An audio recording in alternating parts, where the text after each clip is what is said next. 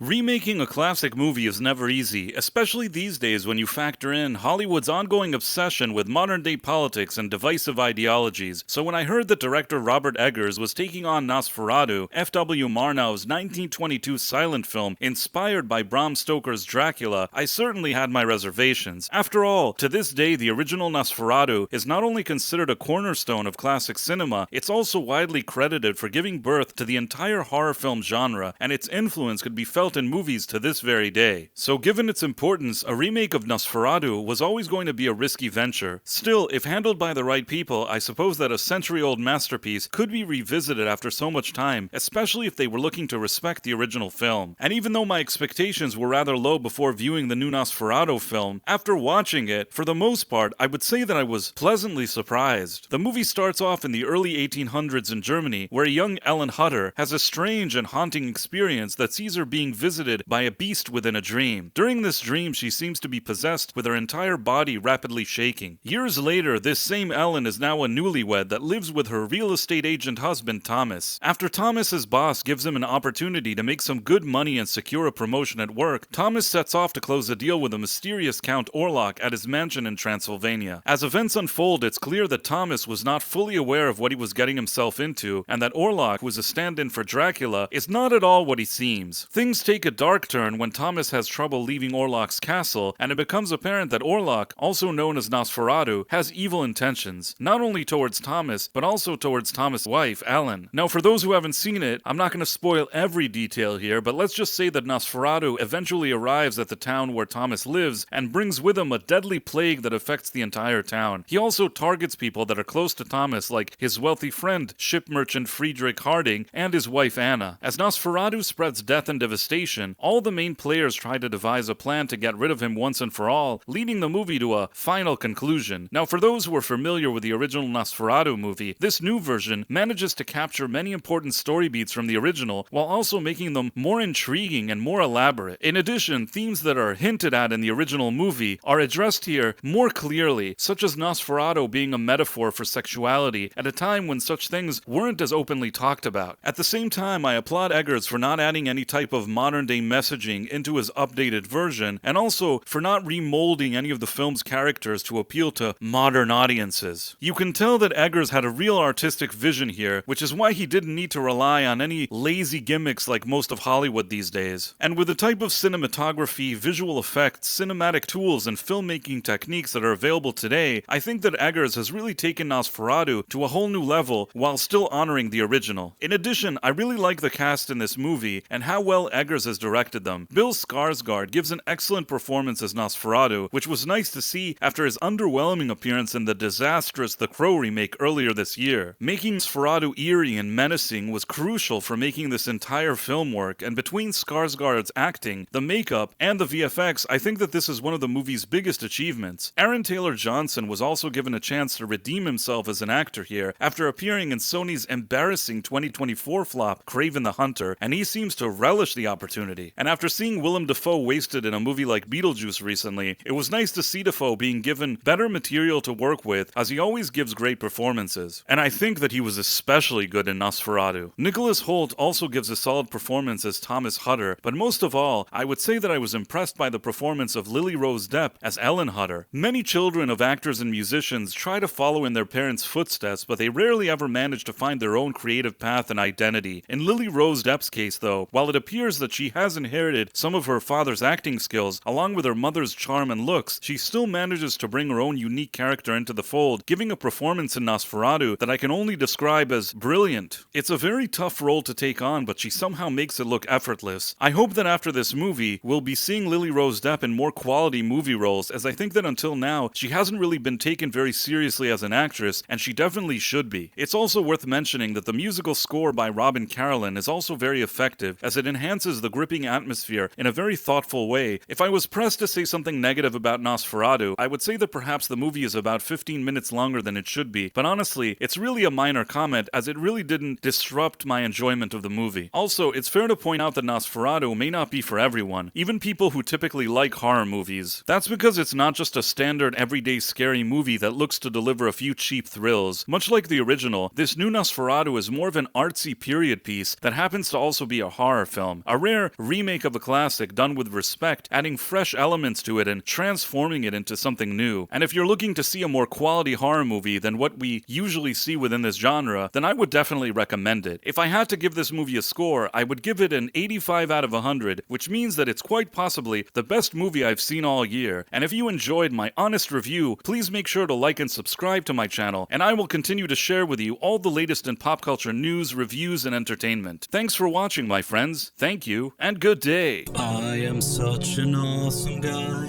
I make so many videos. From